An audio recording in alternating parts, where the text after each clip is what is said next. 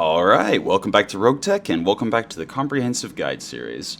So, today we're going to be looking at the Argo upgrades and the Barracks. So let's first jump over to the Argo upgrades and look really in depth at what we've got going on here. So you can see every upgrade is grouped into a specific cluster. The combat and deployment cluster here is largely the mech tech, but also the training modules. In order to get the Mech Bay 2, all you need is the repaired power conduits. But to get Mech Bay 3, you also need the improved power, the structural reinforcement. Now, the Mech Bays are usually one of the first things you want to get up and running, because being able to repair multiple mechs over the same amount of time means you can drop in missions more frequently, which allows you to get more salvage, more money, etc. So those are usually a very high priority. But there's also another consideration, which is the training modules. So the training modules, while you're just dropping, for example, a single lance, or maybe a single lance of mechs and a vehicle or two, the training module will allow those Mechwarriors between missions, as well as the Mechwarriors you're not dropping, to gain experience. So I personally try to rush to get Training Module 1 as quickly as possible, which is also just repaired power conduits. So the repaired power conduits, hands down, is the best first upgrade you can get. So 10 days, 77,000, definitely the highest priority. Mech Bay 2 and the Training Module 1 are the next priorities. And in order to get training Mech Bay 2 working at 100% efficiency, you also need the automation ability, or the automation upgrade. So, with those four upgrades, the power conduits, Mech Bay 2, automation, and training module, you're pretty much set for the super early game. Like, other than that, you don't really need much from your Argo. But, once you start getting, your feet on the ground, once you start really building up, then you can start looking at other upgrades. And I'm just going to go through top to bottom, because other than that, there is no right answer. There is no, optimal build path, really. It just kind of depends. Like, if you have a lot more mechs to drop, you can focus on the drop size. If you specifically are using a lot of vigilance and offensive pushes and you want to build up your morale, you can do that, etc. But we're just going to run through them real quick, one after another. Power conduits gives you 1 tech point, super cheap, costs very little to maintain, very fast to finish. The improved power conduits obviously require the power conduits to be upgraded. They're a bit more expensive at 308,000. They take 20 days, and they also cost an additional 1,160 per financial report for the rest of the playthrough. But it does give 1 morale and 1 tech point. And then the last of the power system upgrades obviously requires the improved power conduits. I'm not going to point out whenever it requires just the previous thing for the rest of this, because it's sequential for the most part. You have to upgrade in order for a lot of the things. It is 617,000, takes 30 days to complete, but worth noting, it doesn't really increase your average costs that much. So once you've already gotten the improved power conduits, there's not really a whole lot of reason not to get the high capacity, unless you just don't have the purchase cost. But that gives 1 tech point and 1 morale as well. Structure, you start off with structural jury rigging, which is great.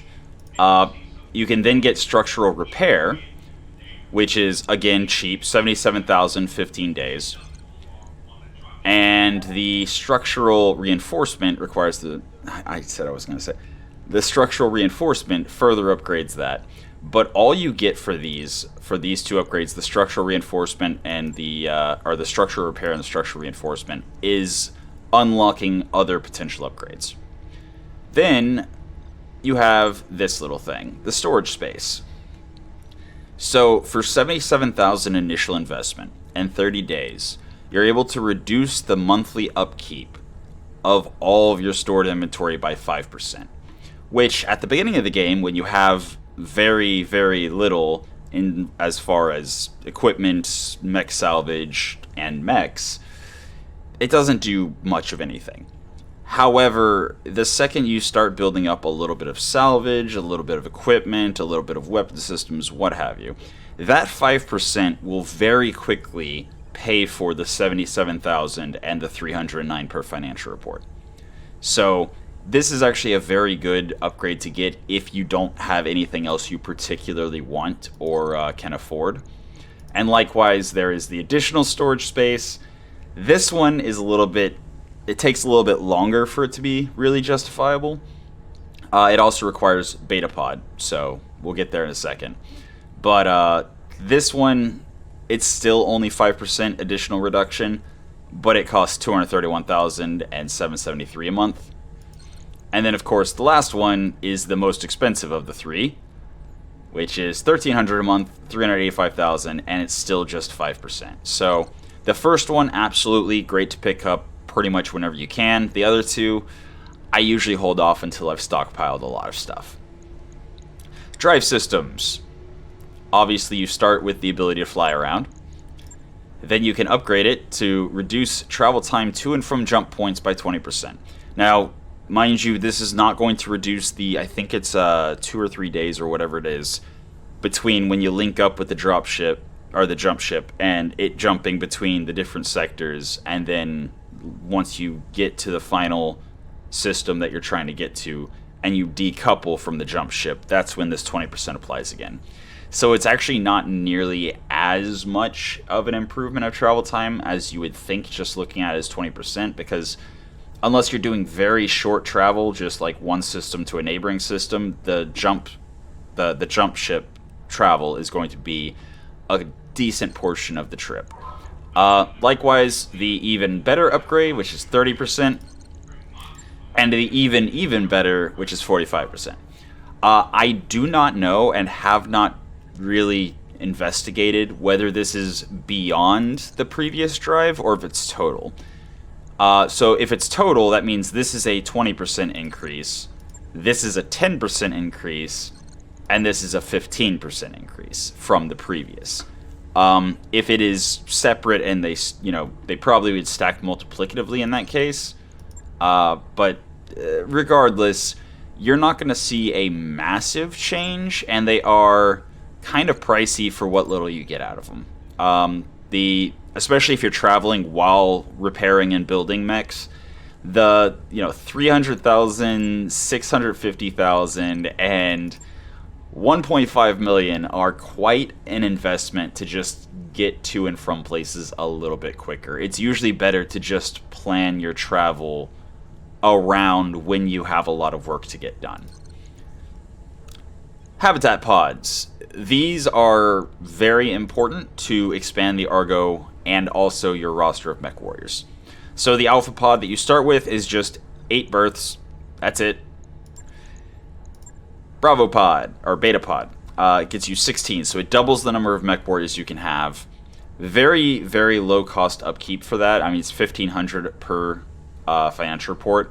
Although you will still be paying the salaries for the Mechwarriors you're not dropping. So unless you either need the beta pod for an upgrade, or you have, you have money lying around, basically, it's not a super high priority pickup. And then the Gamma pod is very much a late game thing.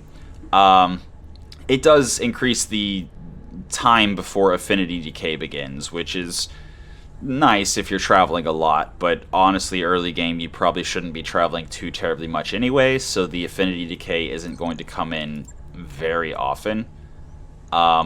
And also the 10 days before affinity decay, I think, stacks. So I think that you already get 10 days from the beta, and then the Gamma pod makes it 20.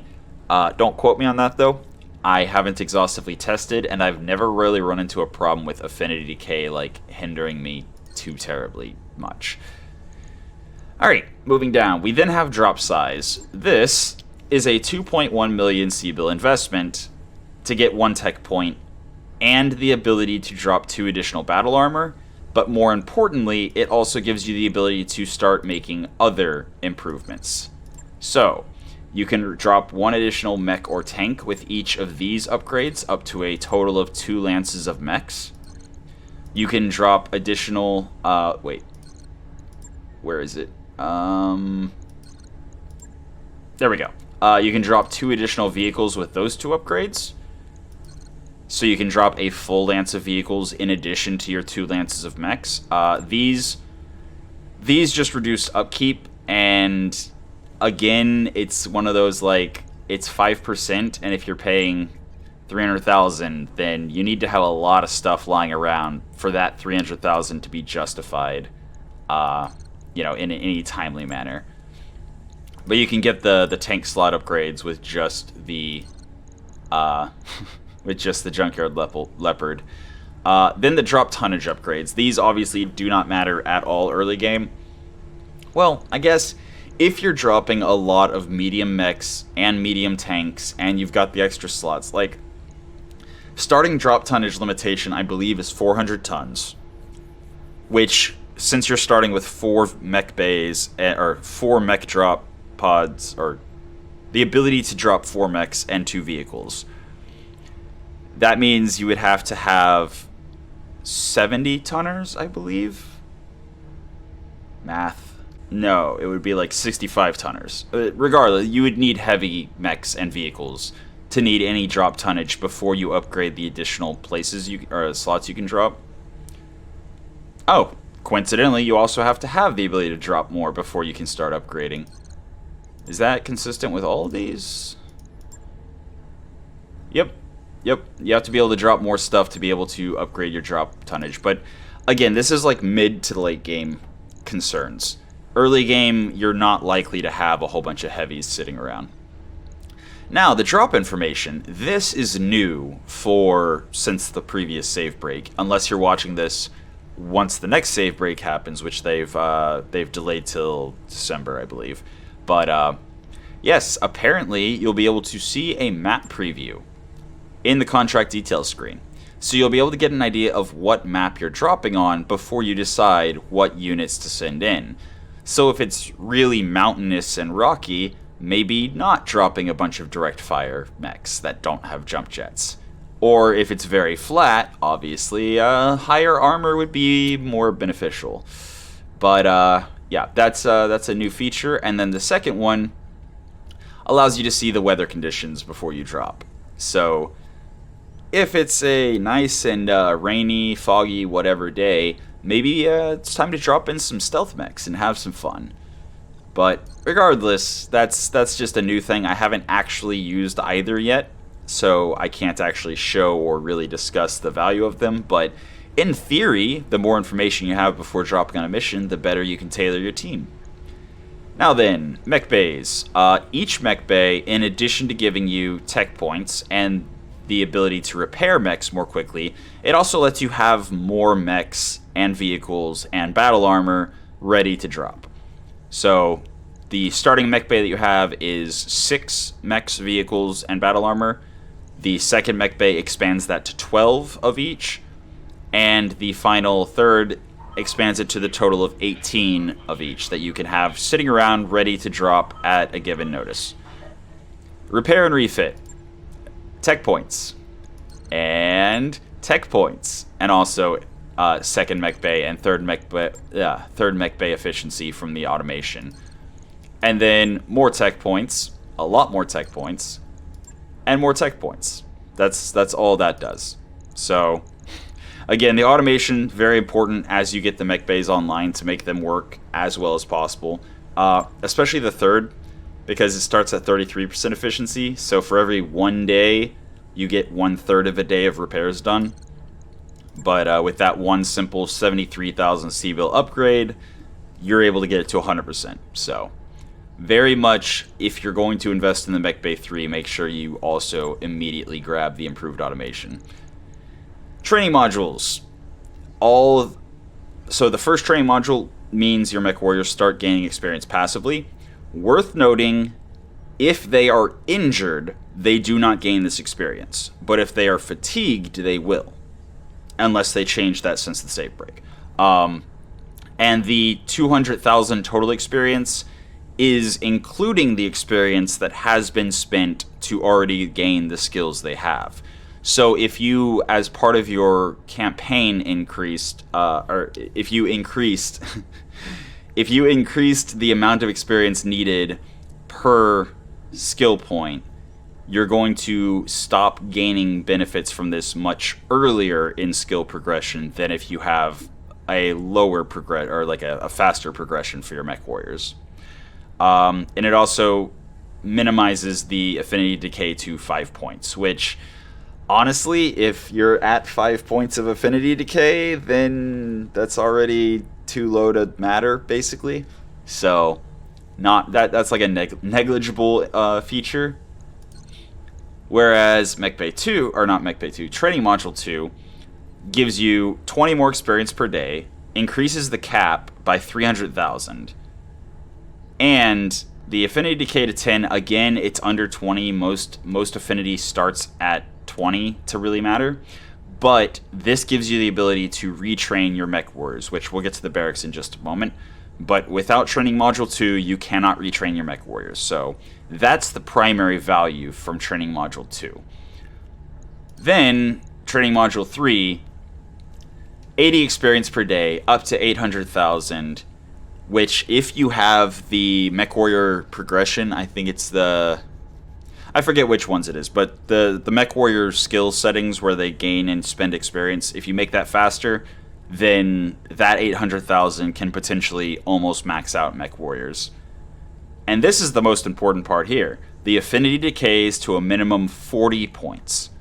So, up until you get the usually second tier affinity bonus, you won't have affinity decay. Which is why, if we go back to... what was it that had the... yeah, the bonus 10 days before affinity decays is even less impactful once you have the training modules preventing loss, specifically the Training Module 3, but it does require the Gamma Pod already. So again, the affinity decay timer is kind of negligible for the Gamma Pod. You mostly just want to buy it when you want to upgrade the other things. But the training module being able, with Training Module 2, being able to respec your mech warriors and pilots, and Training Module 3, again, that 800,000 total experience is quite a bit. So the biggest thing, though, is just not having to worry about affinity decay below 40. So you're always going to have the 20 and 40 affinity perks once you unlock them, of course. And they also do give +1 morale, but that's very much a side note kind of thing. Alright, med bays. Med bays give you medical points. Medical points help your wounded mech warriors recover more quickly. But starting with Mech Bay 2, you also have this cool little feature. Chance of death from incapacitating damage is 2% less likely, and from lethal damage is 2% less likely. So if you get Med Bay 2, you have a 2% chance to not lose a mech warrior that should have died. This also works when you have lethality set to lethal. During Challenge Run Mark II, I believe there were 2 times, actually, that we rolled lucky and didn't lose mech warriors we should have. So, fun. Mech Bay 3 increases it to 3%, which, again, 3%, pretty darn good. And then the Hospital Bay increases it to 5%. So, for context, that is rolling a nat 20 on a d20. So, it's quite expensive. Especially since medical points don't really do anything unless your mech warriors are getting injured. But the chance to not get them killed from, say, a Gauss rifle to the face, very useful, very helpful when it happens. And if you're very unlucky and it never happens, and your mech warriors either die or are fine, then the medical upgrades are all wasted C-bills. It all comes down to how much do you care about your meat versus the mechs. So, the final bracket here is all morale upgrades, but some of them also come with, well, not this one. Some of them also come, nope, not this one. There we go. Some of them also come with medical points, like the gymnasium and the pool. And some of them, like the library, also come with tech points. So You do get mech tech from some of the from the morale boosting upgrades, but unless you're going Spartan a lot or just need to go vigilance, offensive push, whatever more often, the morale upgrades aren't really a rush. It's more of a when you can afford to kind of thing. But yeah, if you have the money to spare, definitely the ones that give tech points are the higher priorities. The ones that give medical points are, again, kind of whatever, unless your Mechwarriors are getting injured on a regular basis. And the ones that just give morale and nothing else, make sure they're worth the money before you actually invest in them. So, that is the entirety of the engineering screen. Let's pop over to the barracks and then call it a day. So, starting with the top left to the bottom right of this interface. Just down and down. This button goes back. I never use this button. I just click wherever else I want to go. 7 out of 8 berths. You have 8 berths for the initial pod. Then when you get the beta pod and gamma pod, each one gives you additional berths, so you can have more Mechwarriors. The number in the left indicates how many Mechwarriors you have, and your commander does not count. So right now we actually have 8 Mechwarriors, but we only have 7 berths occupied. I guess our commander sleeps in their office or something. In any case, as you go through, you will see an icon, which indicates if it's not a Ronin, then it'll show basically how skilled the Mechwarrior is, which I believe is a function based on how many skill points they have, but it might also be on how many abilities they have unlocked. I'm not 100% because I usually just use Ronins. The Ronin icon is the purple one. The blue icon is the Kickstarter backer. And the RTO red one is for Roguetech Online players that have been, well, first of all, have the honor of being a, recruitable pilot and have not made problems. That can be revoked. Those Mechwarriors can disappear forever if stuff happens with the online war community. But, yeah. I believe there's also actually... I think there's another icon for the Roguetech modders. Don't quote me on that, though. They might just be regular Ronin. I don't see them offhand. Anyway, and then the green, obviously, is your commander. I just realized they actually also have the rank insignia next to the Ronin insignia. I never paid attention to that before. Huh. Things I learned. Yeah, so next to their name, their call sign, you will see an icon or two. If it's the tank icon and nothing else, that means they can only drive vehicles. If it's the mech icon and nothing else, it means they can only pilot mechs. And if it's both, that means you can drop them in whatever and you're fine. The 3 little spaces here are for the abilities that they've unlocked. And we'll get to the abilities in just a second, but you obviously are limited to 3 abilities based on the number of slots there are. And then you have the summary of the skills they have: gunnery, piloting, guts, and tactics. Very straightforward. You can also hover on them to see that particular Mechwarrior's quirks and pilot affinities, which obviously at the start of the game we haven't dropped on any missions, so we don't have any pilot affinities, but you do gain 1 affinity per mission you've dropped in a particular vehicle or mech. So that's where pilot affinities come from. We'll discuss those more in the mech bay because the mechs and vehicles is where the affinities actually matter. But yeah, this is where you can glance and see what affinities they have. Now then, over here on the right, you have the portrait, you have the call sign, first name, last name, which largely doesn't matter, the salary, which for our commander is always going to be none, and for everyone else is going to be however much per month, which just means per financial report. Max injuries is how many wounds they can take in combat before they die. The consciousness threshold is based on both the number of injuries they can take as well as guts. Their bleed out threshold is based largely on guts, but is influenced, I believe, by how much health they have, etc., etc. But this basically determines how much of a beating they can take before they die, are incapacitated, or otherwise can no longer keep fighting. So the dismiss button is if you don't want to pay that salary anymore and you don't want them around, or if they don't have good enough quirks or whatever, you can just click that to dismiss them. Worth noting, if it's not a Ronin, if it's just a standard vanilla normal Mechwarrior, you can change their call sign, you can change, I believe, their first and last name. I believe you can also customize their portrait by clicking the Customize button, but you cannot change their quirks, so the quirks will be whatever the randomly generated quirks for that vanilla Mechwarrior or tank pilot was.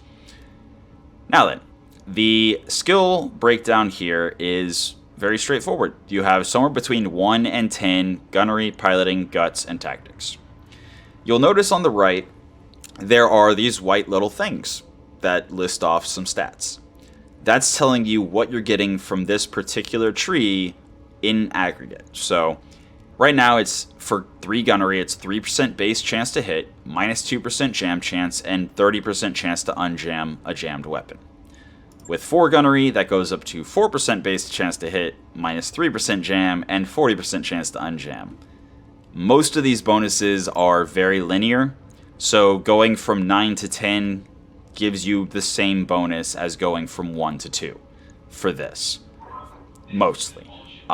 There is a little bit, which I'll get to in a moment, but for the most part, each point is equally valuable to each previous point, despite the fact that, as you can see with piloting here, going from 2 to 3 is 566 experience, but going from 3 to 4 is 1559.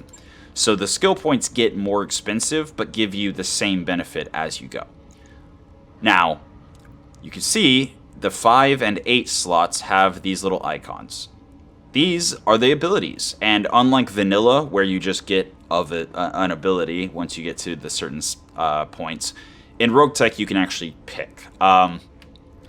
There are a lot of considerations that go into choosing how to level up a Mechwarrior, but I'm just going to run through all of the potential abilities and give you a kind of quick and dirty impression, and as we go through the comprehensive guide a bit more, start dropping on missions and leveling Mechwarriors, I'll have a deeper discussion of leveling up to specific builds.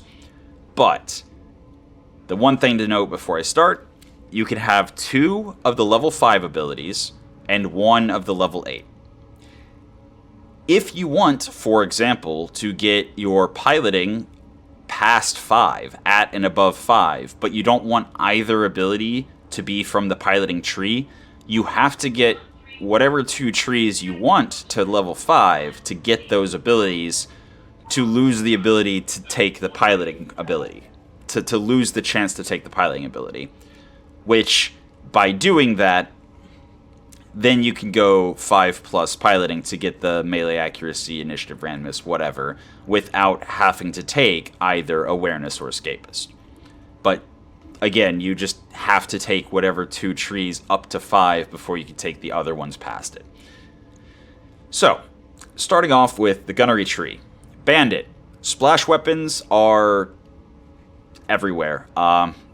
Most every missile launcher, with the exception of thunderbolts and arrows, rotary autocannons, machine guns, pulse lasers even, all of them benefit more from Bandit than from focus fire, because the plus 25% critical hit chance is on each instance of damage, versus if you have one big pinpoint shot, the 25% will be more impactful on having multiple lower crit chance damage instances, because you're just rolling more frequently and probability is a thing. The plus 0.5 clustering literally does nothing if the weapon you're firing does not have multiple instances of damage. So, the clustering is a determination of where follow-up instances of damage will strike the target. So if your first shot hits center torso, and you have no clustering bonuses, the follow-up shots could go anywhere. You could have your shots stray off to the right side or the left side or the legs or whatever. But if you have a really high clustering bonus, you can reliably hit center torso, and then have the cluster mostly be center torso, maybe splashing to sides, but much less likely for it to splash to the arms or the legs. Which, when we get to the mech bay, I'll go over more of the layout of the mech and how things are impacted by that. But that'll be next time. For now, Bandit is splash. If you're firing a whole lot of things, Bandit is pretty much universally just good. Focus fire is kind of the opposite. Big, heavy things. Obviously, the -1 recoil does nothing unless the weapon has recoil. The called shot multiplier is primarily only good for pinpoint weapons. It does allow you to kind of set the point where the clustering starts rolling from to a degree. So if you have an LRM 20 and you make an offensive push or a called shot onto the right arm, then if that called shot does hit the right arm, it does mean that the 20 missiles are more likely to cluster on the right arm, the right torso, into the center. But honestly, you have better effect just shooting them from the right side and having a higher clustering roll whenever you have a lot of damage instances. So, yeah, focus fire, pinpoint, bandit, cluster, or splash. Now, unlike that, here we have Warlord and Controlled Burst. Warlord is always good. There's never a situation where Warlord doesn't do anything. Even if you have a perfect hit chance, even if you don't have any splash weapons, you still get the bonus to called shot multiplier. So even if clustering literally does nothing because there's no follow-up damage instances, and even if you have a perfect hit chance and accuracy does nothing, you're still benefiting from the called shot. And basically the only time accuracy is not going to be good is if they're on the ground, shut down, etc. And again, you're making called shots with that. So very, very helpful. +1 accuracy, the vast majority of shots you take will not be at max accuracy, so +1 accuracy is just always good. Controlled Burst, on the other hand, has the chance to be much, much more impactful if you build the mech or use the weapon systems that it is well suited for. So, for example, if you build a mech that's a little bit toasty, -10% heat generation for 2 out of every 3 rounds is very nice. So that means that if you're firing weapons and generating 10% less heat than normal for 2 turns, the 3rd turn you generate the full heat you would, and as long as you have that just right, within the next 2 turns of firing with the -10% heat generated, you will be back to neutral heat by the time you generate heat again. Again, assuming you're in the right biome and assuming you built the mech that way. If heat is not a concern, or if it's not the primary concern, just having -1 recoil for 2 out of every 3 turns could potentially be beneficial. And then finally, the -20% jam chance multiplier is a godsend if you're using any weapons that jam. I'm fairly certain, based on my testing, that all percentage jam chance multipliers are multiplicative. So the 20% here, I believe there's a 30% reduction jam not battle computer, fire control system, and most fire control advanced target computers have some jam chance reduction. Those all stack multiplicatively, so just because you've got 30 from here, 20 from here, 20 from here, that doesn't mean you're down to nothing, basically. The only thing, as far as I've been able to tell, up till the save break, I haven't really messed with jamming weapons since the save break, but the flat jam chance you get from Gunnery seems to be just deducted straight away. So if a weapon like a hypervelocity AC2 has 3% jam chance, that means at 4 Gunnery you should have no jam chance on that weapon. Because this is a flat reduction as far as I can tell. Now, I've not looked super in depth, but I'm pretty sure the flat is deducted after the percentage. So it is possible, for example, the Pirate MRM40, which has the double and triple fire mode, where you can fire 80 or 100 MRMs in one round, each has an increasing misfire chance. And I was able to get the 80%, or not the 80%, the 80 MRM misfire chance almost to nothing, so that I could fire the 80 missiles almost every round. And the only way that my math, unless there's something behind the scenes that I'm just not aware of, the only way my math showed it working out the way it did was if this percentage jam chance is deducted after all the percentages, like the 20% from controlled burst. But yeah, that's way more in depth than I probably need to go. Controlled burst, if any of those things apply, much less if all of them apply, it is very good. But Warlord is just always good, period, no matter what kind of mech you're running, so it's always worth considering. Now, the complete opposite of that. So, piloting, level 5 abilities. Awareness. You cannot lose evasion from sensor lock, which is great if the enemy has sensor lock, and if they're targeting that specific unit of yours with the sensor lock. This is most useful, in my opinion, on melee mechs that are going to be running in to the center of all the enemies, and more evasive mechs, like filthy little backstabbers, because then you're more likely to be getting hit with like sensor pings and things like that. That will reduce your evasion if you don't have awareness.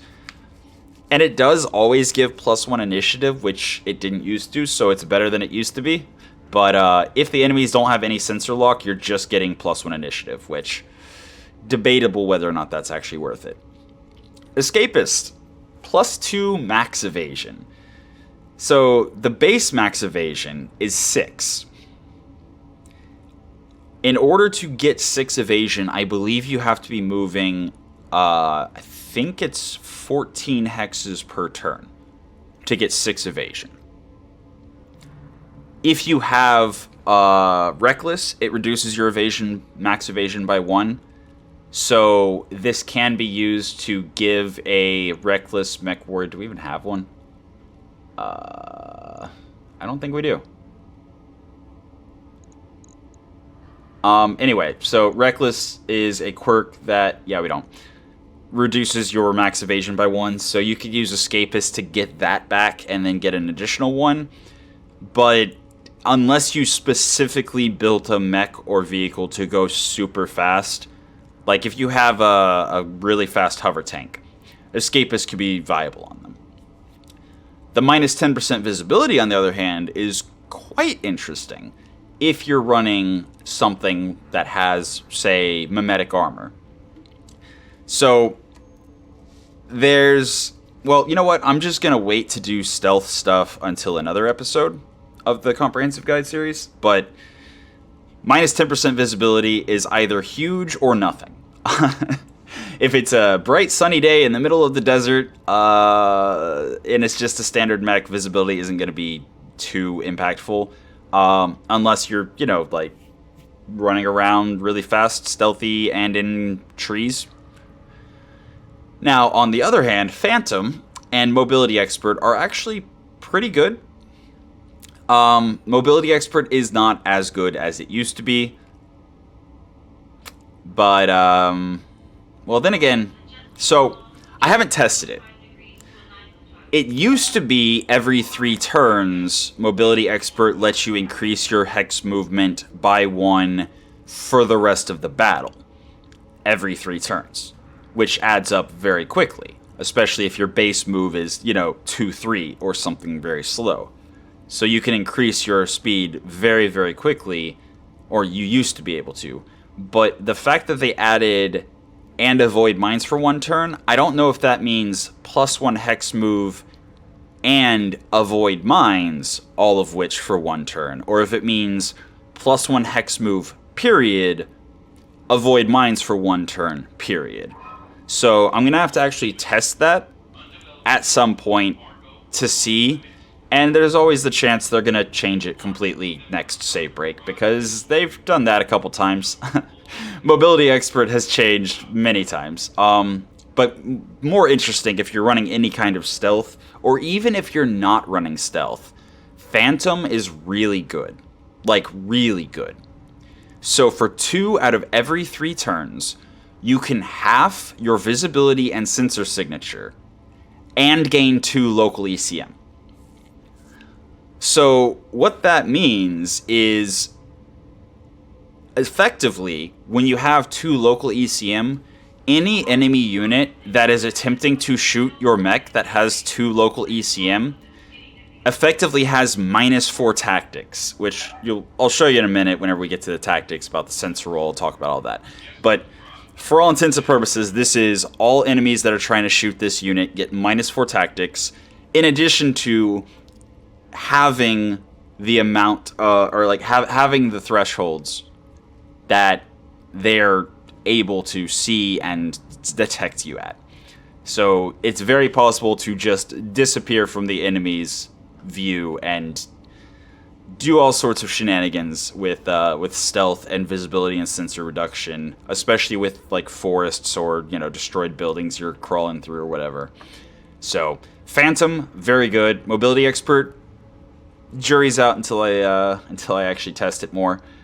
But Awareness and Escapist are very situational, so I rarely ever go to 8 piloting, but it is good if you have a really, really fast, zippy, whatever, for the +2 max evasion, -10% visibility, in addition to the local ECM and visibility sensor signature reduction. So just, disappearing off the face of the earth as far as enemies are concerned. Pretty good. Guts. Also, piloting gives you melee accuracy, so it's necessary for a melee mech. You really, really need piloting to land those punches and axes and whatnot. It also gives you less initiative randomness, so it doesn't really increase your initiative so much as it makes it more consistent. So especially if you're if you're running a mech that has an AC 20 or whatever, that punches really big holes in armor, it's very important to get your initiative randomness low so that you can more consistently act before your other mechs that have the, crit-seeking weapons and splash weapons and things. And in addition to that, piloting also gives tank and VTOL movement. So the more piloting you have, the more zippy your vehicles are, which, once again, hover tanks and VTOLs are very, very much capable of using Escapist. But as far as mechs go, is what I was talking about with the, it kind of being very situational. Now then, Guts. What's listed here is very important. Injury and melee resist initiative. That's what the INI is. So it reduces the amount of initiative you lose from being injured or getting meleeed. It also is very useful whenever you're getting overheated or just risking injury, falling down, getting hit in the head, whatnot. Because every one of those instances is a guts check where your guts is rolled, and if you succeed at the check, you do not get injured. You do not shut down. Your ammo does not explode from overheating. But if you fail the guts check, you do get injured and potentially start bleeding out. You do shut down and potentially just get blown up. Or you have your ammo cook off and all of a sudden your mech is a smoldering pile of rubble. Also, guts is for panic checks, so the lower your guts, the more likely your Mechwarrior is just going to freak out and hit the eject button against your will. Likewise, there are also piloting checks, like when you're jumping, if you have leg actuator damage and you're sprinting or jumping, you can potentially fall down if your piloting's too low. So that's also a thing, but it comes up a lot less. And then for the Guts tree, we have Juggernaut, Hardcase, and Leadfoot. So as Leadfoot says, vehicle passive only. +1 hex movement, plus 10% movement distance. And it even says explicitly, does not apply to mechs or battle armor. It's vehicle only. But it is a good combination with Escapist, especially on like a hover tank or something where you can get that extra distance. Now, Hardcase and Juggernaut. Juggernaut, very self-explanatory. If you're going to be doing melee attacks, Juggernaut braces you. So you take 20% reduced damage from anyone shooting you from the front or side when you punch somebody, or kick somebody, or charge somebody. Although, I think charging knocks you unsteady, which drops the braced. I don't know. I don't charge often, and usually whenever I do get charged, I'm too busy being sad to notice. But, yeah. Very good for melee mechs, not so good for basically anyone else. Unless you do have like a short-range backstabber where you might just start punching and kicking if you need the extra braced. Hardcase is interesting for specifically mechs that are going to get hit a lot, so slower moving, less evasive mechs. Not so much because of the stability damage, because honestly, if you're getting hit by all sorts of stuff, minus 15% is probably not going to be the difference between you getting knocked unsteady and not losing your evasion. But the plus 25% panic saves is super good. It doesn't make you immune to panic rolls, but it does greatly reduce the chance of panicking from just getting your armor shredded. Now, once you start having structure damage, once you start having components get crit, yes, panic is going to well up faster and faster. But just getting hit with an AC 20 and still having armor left, you're very unlikely to ever have a panic failure if you have Hardcase. So, very good on slow-moving mechs. Now then, the level 8 abilities. Berserker, for all melee attacks, yada yada yada. Basically put it on a melee mech. That's it. That's it. Coolant Vent, I personally can't stand. Because unlike Controlled Burst, where you can consistently rely on the minus 10% heat generation 2 out of every 3 turns, you can build a mech specifically to take advantage of that. Coolant Vent? I mean, unless you're peaking, overheating, and then hiding for, 3 turns? Like, it's just, it feels bad to use. Unless you're specifically getting hit by a bunch of heat damage, and you're using that specifically to not redline. So, if you get hit by 100 heat damage, and you're only cooling 40 per turn, 50 per turn, whatever, this can drop you under the red line, make sure you don't shut down, make sure you don't explode. But then the fact that your cooling is reduced by 30 for 3 turns, well, 30, then 20, then 10. You have to pay back the heat you dropped. Which means it's the same as just having the 1 turn of overheating. Unless, of course, you just took the heat damage the 1 time, and then the enemy doing the heat damage got destroyed. Otherwise, like, if you get the same amount of heat damage the next turn after you use Coolant Vent, congratulations, you now have that amount of heat, and you're cooling 30 less, so it's going to be even worse.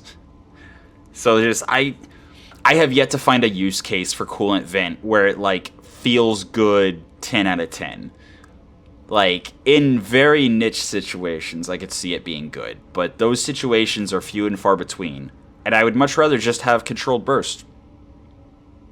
Now, worth noting, Controlled Burst is heat generated, so if you're not firing that round, it does nothing.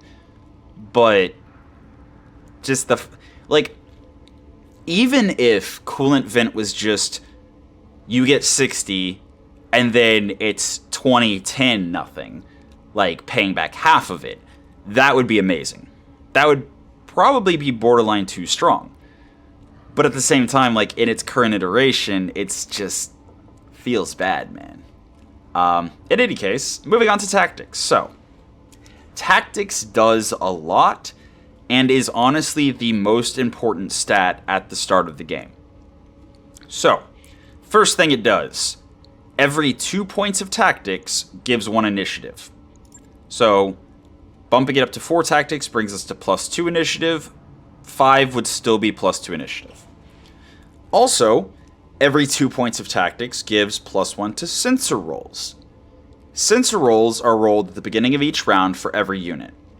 If the unit's sensor roll, plus whatever equipment they have to increase their sensor roll, is not adequate to compete against the target's range, the distance away from them, the target's ECM shielding, whatever type of jamming might be on the mech that is trying to acquire the target, sensor roll is you either succeed or you have a massive penalty to hit, if you can even shoot them at all.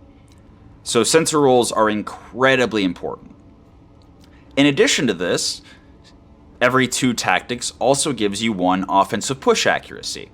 So if you do decide to take an offensive push to reduce the enemy's initiative and or target a particular location, the tactics lets you do that better.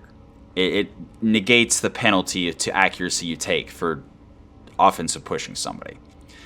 And then the most important early game, the absolute most important thing that it gives at the very beginning of the game, is the reduced hesitation.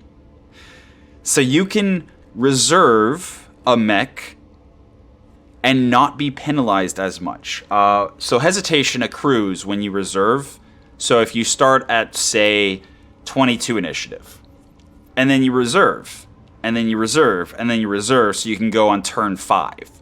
You're going to have a ton of hesitation the next round, and you're probably not going to be much before turn 5 anyway. Whereas if you have higher tactics, that penalty for the following rounds is much, much lower.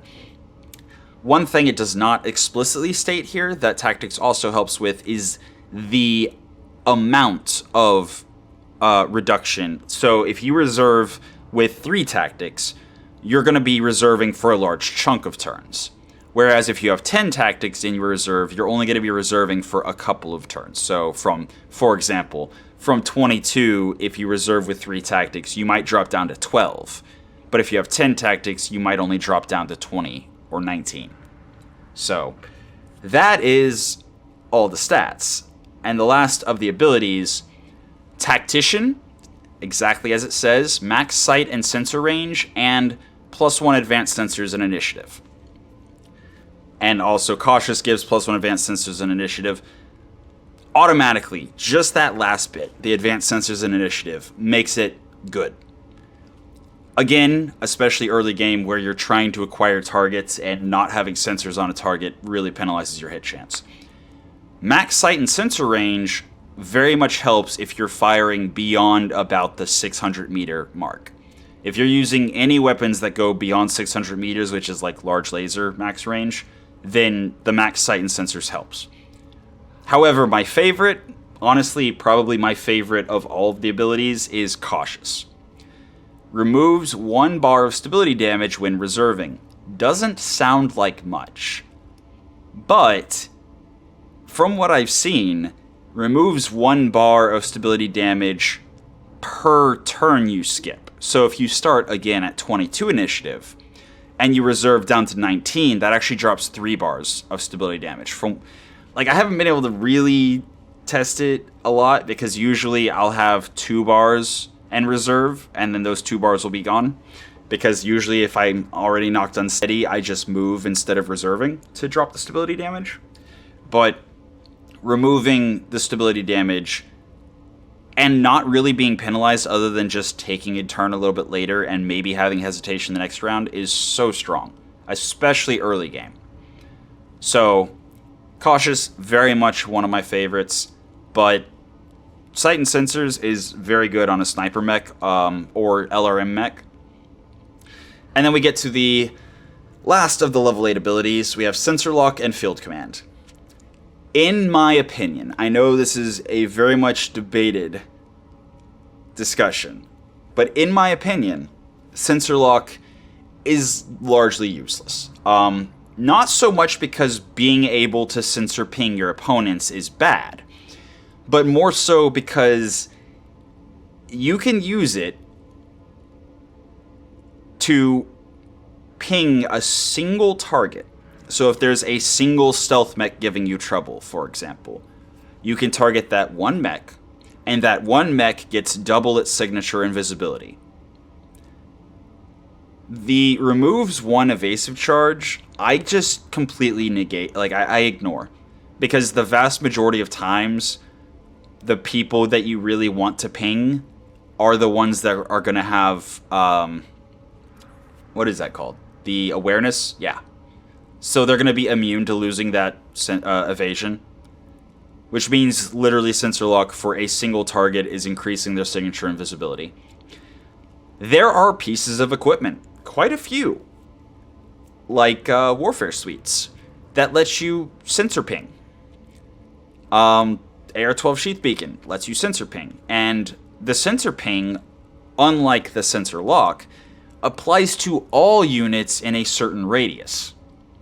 So you can potentially hit a lot of units.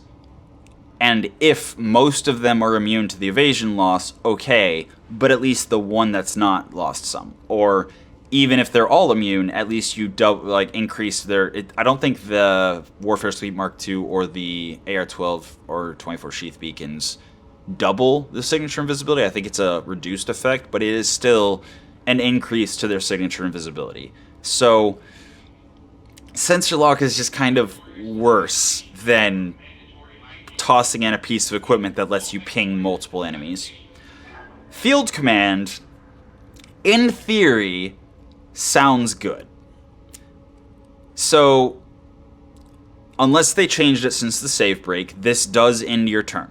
So you can either shoot or field command. But for 2 turns, it's supposed to give your entire company +1 probe, plus 20% sensors in sight, +2 initiative. And apparently can stack 2 times. That's cool. But it didn't really seem to do much when I did use it. I had Kamea last playthrough, the Chantron Mark II, and it didn't really seem to help much at all. So I kind of just ignore the level 8 abilities. But I'm probably going to still, if I have another Mechwarrior that I'm putting in a mech mostly as a support rather than actually as a primary, damage dealer or whatever, I'll probably give Field Command another try, but you can't convince me Sensor Lock is good. Not whenever the ability to just ping enemies in mass is available. Like, yeah. Just target, like, if it wasn't a single, if it was a group, if it was an AoE even, cool. I would find it useful then. But the fact that it's just a single target, and the fact that so many enemies, especially in higher difficulty missions where the rules of specific, like, I'm pretty sure if you're at high enough difficulty, enemy mech warriors can have multiple of the abilities, like beyond just the 2 level 5, 1 level 8 that you can have. And it feels like every late game mech is immune to sensor lock, so yeah. Pretty sure Field Command's just better on a support mech, and if it's not a support mech, there are so many other options. But tactics is very important early, very much so. Tactics is, in my opinion, up until you get to about 6, the most important stat, period. Once you get to 6, then getting the other stuff up a bit is also important, but minimum 6 before you actually really start worrying about the other stuff. And once you get to 8-ish, you don't really need to worry about tactics anymore. Usually by that point, you've also already got equipment that's helping you out and whatnot, but until you're able to acquire targets reliably, tactics is always going to be more of an accuracy bonus than gunnery. Just because the penalty for not having sight and sensors is so high. Like, tactics is very important. If you remember nothing else from this entire discussion, tactics is so important early game. Now then, service record. Oh, also, before I go to service record, once you have the training module 2, you can then hold down shift and click the skills to retrain a Mechwarrior for 500,000 C-bills. So, training module 2 must be built, but then holding down shift and clicking skills. You pay 500,000 C-bills, 500,000.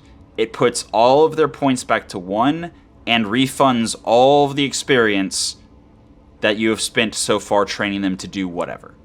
You can use this to shift a Mechwarrior from a melee build to a missile build or whatever. But again, training module 2 and 500,000 C-bills. So not something you often want to do, but very useful when you do need it. Now then, service record. Battle stats, kind of just there to look at. I mean, yeah, give them some props if they've taken a lot of injuries and never ejected. But other than that, it's just kind of fluff numbers. Biography, fluff. Doesn't matter. What matters is the attributes, and you can hover over each attribute to see what they are. I believe, other than the specific like Roguetech Online quirks, I think the quirks are all essentially the same as they were, oh geez, almost 2 years ago when I made the initial quirk, Mechwarrior quirk thing, video guide, whatever. So I'll toss a link to that in the description, and yeah, that's basically it. So that has been the Argo upgrades and the Barracks. And next time, we'll jump in the mech bay, and that will finish... Oh no, we also have to do navigation. Navigation's got a lot to it, so I am going to make that a separate video. But that has been the Argo upgrades and the Barracks. So, until next time, have a good one.